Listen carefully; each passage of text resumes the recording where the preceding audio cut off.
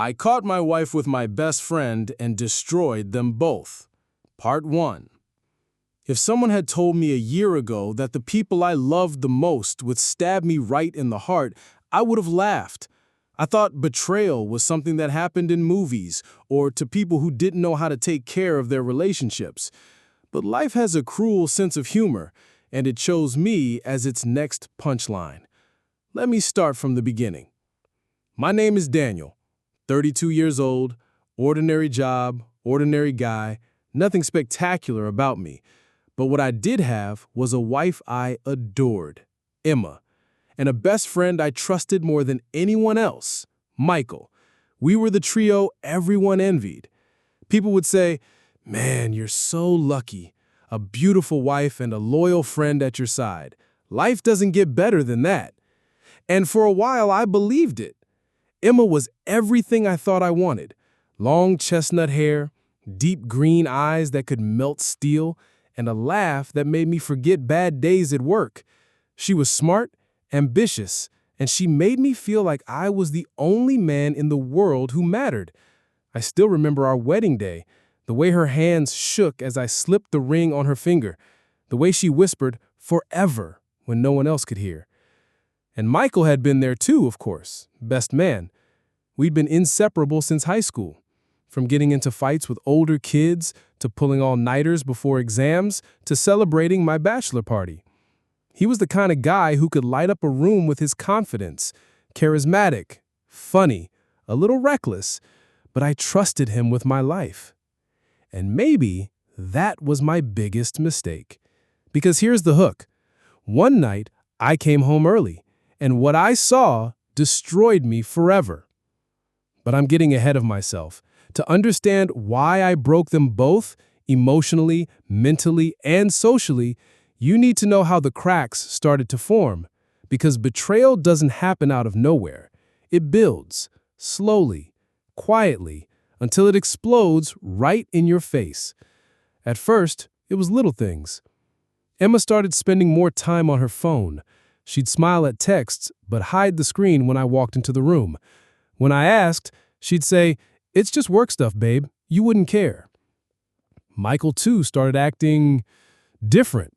Canceling plans, giving vague excuses, avoiding eye contact.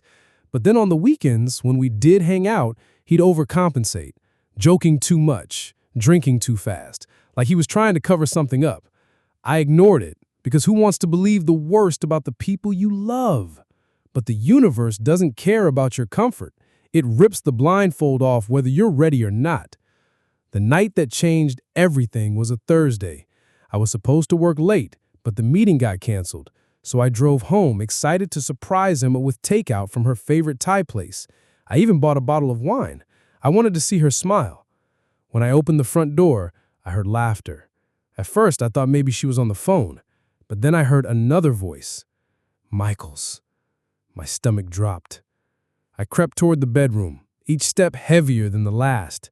My hands were shaking, my heart was pounding so loudly I thought they might hear it. And then I opened the door. What I saw will haunt me forever. Emma, my wife, on our bed, with Michael, my best friend, their bodies tangled. Part 2. Emma scrambled off the bed, fumbling for the blanket, her face pale as if she'd seen a ghost. Michael muttered something under his breath and pulled on his shirt, avoiding my gaze like a coward. "Daniel, I can explain," Emma stammered. "Explain?" My voice was calm, too calm, the kind of calm that makes people more afraid than shouting ever could. "You were about to give me a live demonstration. No need for words." Michael finally looked at me, his eyes filled with guilt. "Man, it's not what it looks like." "Really?" "Because it looks exactly like my wife screwing my best friend." The silence was deafening. I dropped the wine bottle. It shattered against the floor, the red liquid spreading like blood across the carpet. Neither of them moved. "Get dressed," I said quietly. "Both of you. Now." They hesitated, so I raised my voice. "Now!" They obeyed, like children caught stealing, pathetic. We sat in the living room.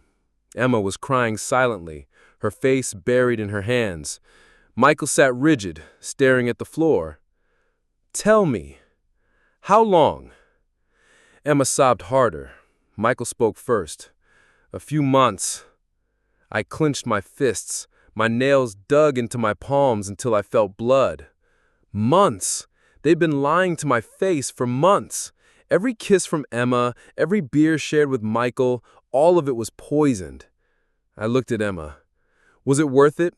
Throwing everything away?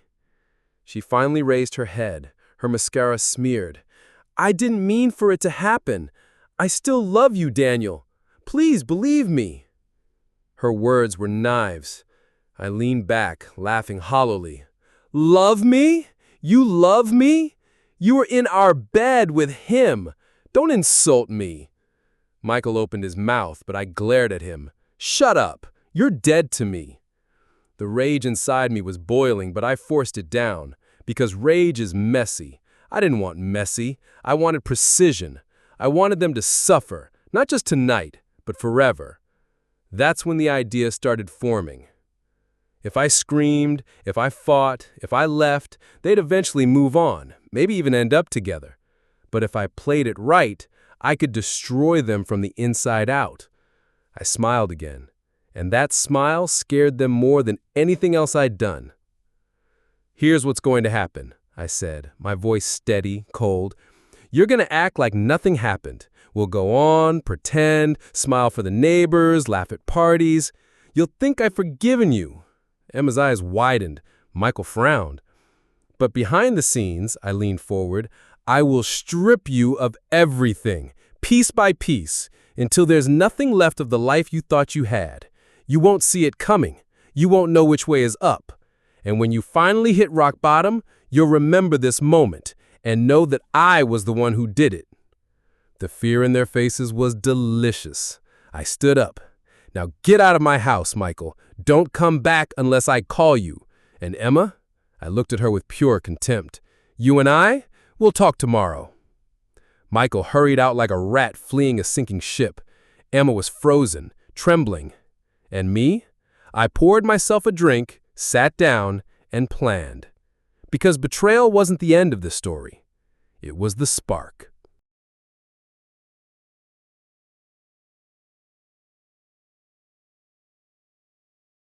Part 3. I didn't sleep that night. I lay there watching the ceiling, listening to Emma breathe like nothing inside me had just died. Rage begged me to do something loud and stupid, throw clothes into a suitcase, smash a picture frame, burn bridges with a gasoline smile. But anger's fireworks. It shines, it cracks the sky, then it goes dark and stinks up your clothes. I needed something that didn't burn out. I needed a slow, cold star. In the morning, Emma acted like we both had a nightmare we agreed not to describe. She made coffee, said she had an early Zoom, kissed my cheek out of habit. The kiss landed like a receipt. I watched her move through the kitchen the way a thief moves through a museum he designed himself. Unhurried, confident he knows where the cameras are. While she worked, I opened my laptop and got to work myself. Years ago, I set up our phones to back up photos and messages to the same cloud. Lazy convenience, the blessing of yesterday for the vengeance of today. The sync was still there, humming away. I didn't need to guess. I could read. There it was, a thread that ran for months like a river underneath my floorboards. It started innocent, memes, inside jokes, the emotional flirting that people swear is harmless right up until clothes are involved. Then came the late-night confessions, the hotel room videos, the can't stop thinking about last night texts that tightened a husband's chest like a fist. He called her M. I hadn't used that nickname since we were 24. She called him Mikey, a name I hated in high school because his mother used it while bragging about his trophies.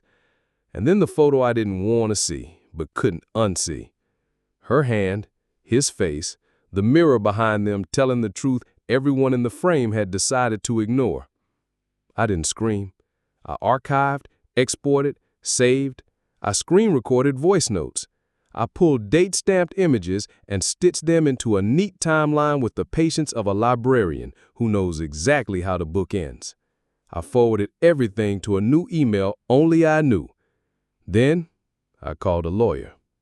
Not a divorce lawyer yet, a quiet counsel kind of lawyer. The kind who says, "What do you want, exactly?" and makes you say it out loud, like an oath you can't pretend you didn't take. I said, "I want protection of assets, of reputation, and of whatever self-respect I have left. I don't want to be the man who's screaming on the lawn." She said, "Good. Screaming man paid double for nothing." She told me what to gather: bank statements, titles, the mortgage, proof of her income, proof of mine, screenshots preserved with metadata. No illegal recordings, no hacking, no public defamation, she said, ticking boxes like a metronome. You want leverage, not prison. Leverage. The word tasted clean. Michael texted me that afternoon like a man tap dancing on thin ice. Let me explain. I messed up. I'll do anything. I stared at anything. I pictured chainsaws and apologies and thought, you'll do what I decide you'll do. I typed back, we'll talk. Silence is the leash men hate most. At home, Emma tried to restore normal. She suggested takeout. She laughed too loudly at a sitcom. She asked if I wanted to plan a weekend away to reset. Reset. The word people use when they mean rewind life to the scene before they chose the wrong door. I nodded as if thinking. I was thinking, but about something else. Destruction is an art. Done right, you don't flip the table. You remove one leg at a time, and the dinner falls by itself. Leg one, the friend group. We had one of those blended social ecosystems. My guys from high school, her co-workers, couples we'd adopted over the years. Michael was woven through it all. I started calling people one by one to check in. I told the truth in small, factual sentences. No adjectives, no curses, no shaken voice. I found Emma and Michael together. It's been going on for months. I have the dates. The reactions were predictable. Denial, anger, quiet, distance. I didn't tell them what to do. People like to believe their decisions are original. They just need the weather report. Leg two, money. I separated accounts, closed the joint credit card, froze the emergency card, moved my direct deposit. Not a cent vanished, my lawyer's rules, but the open tap stopped flowing. I set up alerts for any large purchases. I checked our insurance beneficiaries and moved mine back to my sister. She had told me once that security was the sexiest thing about me. I wondered if she still found safety attractive when it locked its doors. Leg three, access. I changed passwords on the things that were mine, removed shared logins from devices, audited the smart home. No more surprise music through the Bluetooth speaker at 2 a.m. while she giggled in the bathroom. No more accidental calendar overlaps.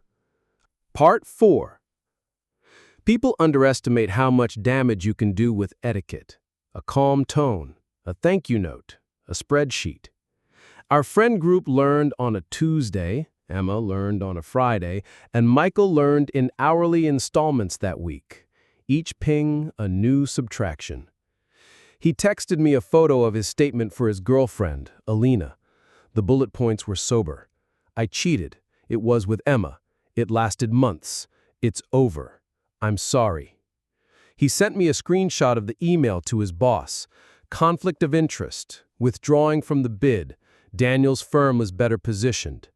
My phone buzzed with a forwarded thread from his mother. Michael, why is Alina calling me in tears? He didn't reply to her. He sent me a selfie instead. Eyes red, jaw slack. The performative humility of a sinner who just discovered the mirror.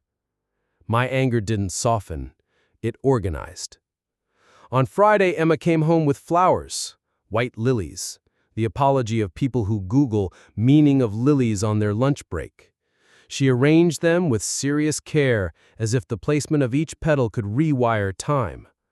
Dinner? She asked, Hopeful? I said yes. It terrified her more than no. We sat across from each other with 2 plates and a silence that had learned to eat with us.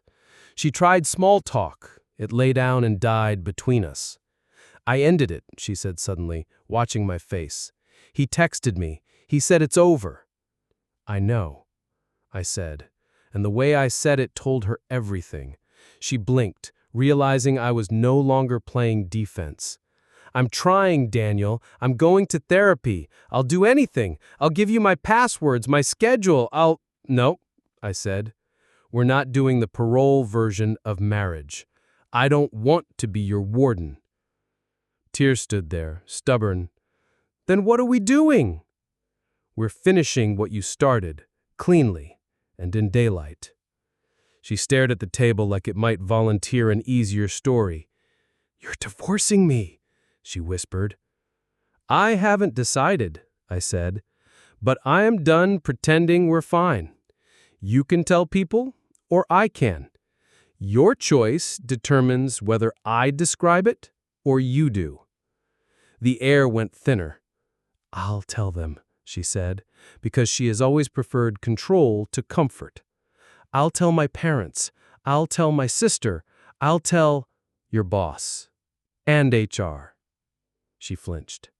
There's no policy violation. He's not in my department. There's a judgment violation. A conflict that touches donors and events and the public face of the place you put on like a dress. You tell them now, or I tell them with documentation later.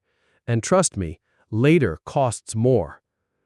She nodded, slow, anger, shame, calculation moving through her face like weather over a small lake. Okay, she said, I'll do it Monday. You'll do it tomorrow, I said, and pushed my plate back and stood up because men are allowed to end scenes too. Saturday morning she made the calls. I didn't hide. I made coffee and watered the plants and listened to honesty translate itself into different dialects depending on who was on the line. Her mother cried and asked what she had done wrong raising her. Her father asked to talk to me. I said, not yet. Her boss sighed and said, thank you for telling me now and not finding out later. The bureaucrat's version of blessing. HR asked for a meeting. She said yes. By afternoon, the friend group was a weather map. Some storming, some clearing, some pretending it was sunny. The couples texted me carefully like I might explode and stain their rugs. I replied with the same sentence. I'm okay. I'm handling it. We'll see where it lands. That we carried exactly the ambiguity I wanted. Let people think reconciliation is on the table. It keeps their advice quiet. Meanwhile, Michael's anything continued. He mailed me a check, not hush money, he wrote, just decency, for half the rental we'd booked together for a trip I wasn't going to take now. I didn't cash it. I framed it in my head instead, a tiny certificate in the museum of his regrets. He posted a vague note on social media about becoming a better man. Comments poured in. I said nothing. Nothing says everything if you hold it long enough. The exposure wasn't a public execution, it was a guided tour. By Sunday night, Part 5. I used to think destruction needed witnesses. The older I get, the more I respect documents. The next morning, I sent Michael a message with 3 attachments: a copy of his bragging audio file, his written timeline, a draft email addressed to his boss and HR summarizing ethical concerns and conflicts of interest involving a client event hosted at my house last summer, an event where he disappeared for 40 minutes and returned with the kind of grin that used to mean we pulled off a harmless prank. It wasn't harmless. It wasn't a prank. The email was blank in the body. The subject line said, "Before this becomes necessary." He called immediately. "Dan, come on. That recording. Alina's being vindictive." "The file is a mirror," I said. "You don't get to blame the mirror." "What do you want?" The words were hopeless and furious at the same time. I told him calmly. 1. A written apology I can show to anyone who asks, from you to me, and from you to Emma's parents. No euphemisms. No, "we drifted." The words are, I betrayed my friend and manipulated his wife. 2. A resignation from the community board you and I both serve. You don't get the optics of decency while you learn it. 3. Repayment for the loan I covered for you last year. Full amount, no more "I'll get you next month" texts. 4. A promise you'll never contact Emma again. No late-night nostalgia, no holidays, no "I miss my friend." Silence on the line. Then a laugh with no air in it. "You're enjoying this." "No," I said. "I'm finishing it." He did all 4. The apology letters arrived before noon. The board resignation went public by dinner time. The transfer hit my account at 4:03 p.m. with a memo line that read, "You win." I stared at those 2 words until they became meaningless shapes. This wasn't winning. It was turning off alarms. Emma saw the emails. She said nothing for a long time. Then, "Thank you. Not for hurting him, for ending the noise." When the divorce papers reached the court's quiet machinery, our life split into tasks: sell or keep, list or box, forward or return. She moved into a small apartment with high windows and a gas stove that ticked before it caught flame. I kept the house, not out of victory, but because the dog knew the yard like his own story, and I needed something alive who didn't look at me like a verdict. The friend group stabilized around a new orbit, some closer, some gone, some hovering like satellites pretending they're not watching. My phone grew quieter. The nights did too. Quiet is terrifying right after disaster. Then, slowly, it becomes the room where you can hear your own breath again. My lawyer said I'd handled it with uncommon discipline. It felt less like discipline and more like exhaustion wearing a nice shirt. Still, clean signatures, no courtroom, assets intact, narrative controlled. That last one mattered. People will write your story for you if you don't hold the pen. 2 weeks later, Alina texted me a screenshot. Michael had posted a photo from a gym with a caption about new beginnings. The comments were thirsty and forgiving. "Proud of you, King. We all make mistakes. Growth." I almost replied. Then I remembered my own rules. I put the phone face down and went outside to sand the splintered edge of the back porch where my heel always caught. Fix small things. It teaches your hands the grammar of repair. That night, Emma asked to drop by to pick up a box of cookbooks she'd forgotten. I said yes. We stood in the kitchen like refugees of the same storm, inventorying the wreckage, what we lost, what we salvaged, which parts of the map are sea now. She looked tired in an honest way, not the performative sorrow that asks to be admired. She said, "I don't expect forgiveness. I wanted to say I understand why you did it the way you did it. It hurt. It also kept me from lying to myself." Part 6. Revenge stories always end in movies with a speech, a kiss, a triumphant song. Real life ends with errands. The week after the river, I bought new towels. I learned the perfect window to water the lawn without wasting the city's patience. I replaced the flickering bulb in the hallway I'd been ignoring for months. My body started forgiving me for not sleeping. The dog found his joke again and brought me a shoe I hadn't worn since last spring, as if we were inventing a tradition. One afternoon, I got an email from HR at Emma's job. As part of our review, we would appreciate a brief written account of the timeline, from your perspective, affirming no harassment or retaliation occurred within your premises. I read it twice. The sentence was polite handcuffs. It also gave me something I didn't expect: control over the narrative's last official paragraph. I wrote 3 lines, factual and clean. Consensual relationship between 2 adults. Occurred over months. Concluded. I suffered no workplace-related harm. I hit send and felt something unhook inside my chest. Grief never arrives with trumpets. It sends you a form. On a Thursday, a package showed up on my porch. No return label. Inside, the watch I'd given Michael on my wedding day with a note that said, "I can't wear this anymore." I held the weight of it and thought about time, how it keeps moving even when we beg it to stay. I put the watch in a drawer with the frame check in my imagination and the ghost of a toast I hadn't given at his someday wedding. The following Sunday, I visited my parents. My father stood in the garage wiping a wrench he hadn't used in a decade, while my mother made the kind of lunch that heals mortal wounds out of ham and mustard. They didn't ask for details. They asked if I wanted more potato salad. We watched a baseball game with the volume low and let the small, ordinary sound of the announcer keep the world stitched together. When I left, my father put his hand on my shoulder, one old squeeze to say everything men don't know how to say without breaking. Then he said, "Proud of how you carried it." I drove home with the windows down and didn't cry until a red light, where crying is legal. In the late summer heat, the house started smelling like cedar and lemon oil instead of fear. I invited 2 friends over for ribs and overcooked them, and no one pretended they were good. That honesty tasted better than the food. We didn't talk about Emma or Michael until the beers were the kind honest people stop at. "You're better than I would have been," one said. I said, "No, just more tired." And we laughed like we used to before we learned how sharp grown-up laughter can be. Emma texted me twice that month. Once to ask if I had seen a book of poems she'd lost. I took a photo of it on the shelf and left it on the porch in a paper bag. Once on my birthday. "I hope you're okay. You were my favorite person for a long time." I looked at the sentence for a full minute, then put the phone down without reply. Not out of cruelty, out of respect for the part of me that finally understood the difference between grief and invitation. Then, 3 months after D-Day, I got a voicemail from an unknown number. "Daniel, this is Miles." For a second, the name didn't compute. I had renamed him in my head so completely that the real one felt like a stranger trying on my friend's jacket. "I know you don't owe me anything. I got laid off. Not because of that. Officially budget.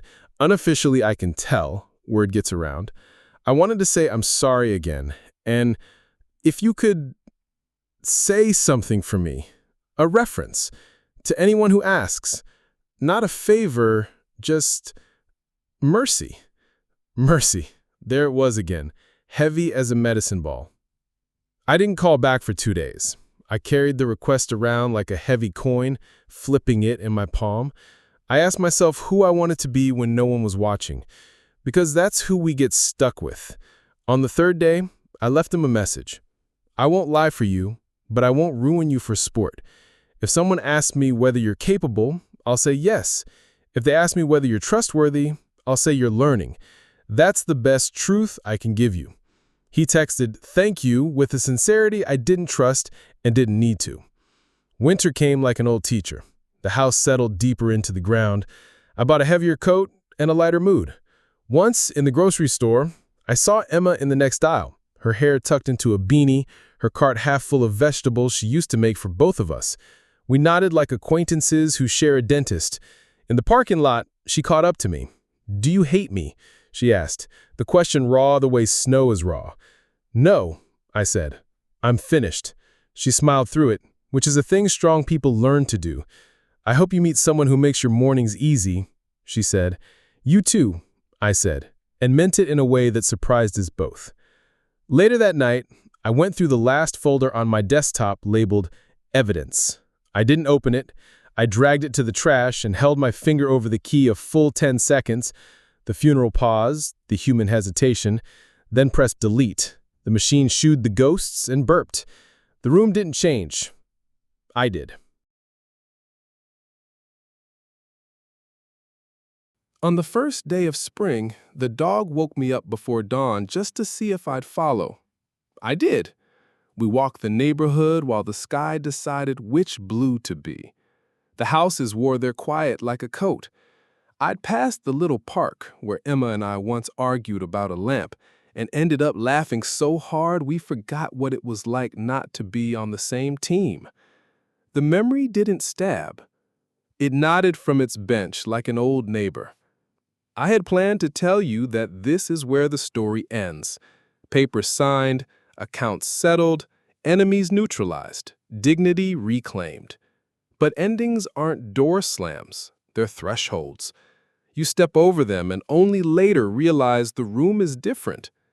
A week ago, I got a letter. Paper, envelope, stamps. Who writes letters anymore? The handwriting was familiar because I'd watched it fill in 1,000 bar tabs and 2 job applications and 1 best man speech. Michael wrote, Dan. You were the first person who believed I could be something other than charming. You were also the first person who refused to let me get away with pretending that charming was enough. I don't expect you to ever answer this. I needed to say that I hear you. The silence you gave me is the first honest mirror I've had in years. I'm sober 40 days. I've apologized to people I didn't realize I'd hurt. I'm working at a place that doesn't care who I used to be. I won't contact Emma. I won't contact you again. I just wanted you to know that the version of me you destroyed needed destroying. I'm trying to build the other one. I folded the letter and put it in the drawer with the watch and a key I can't remember the lock for. Not forgiveness, inventory.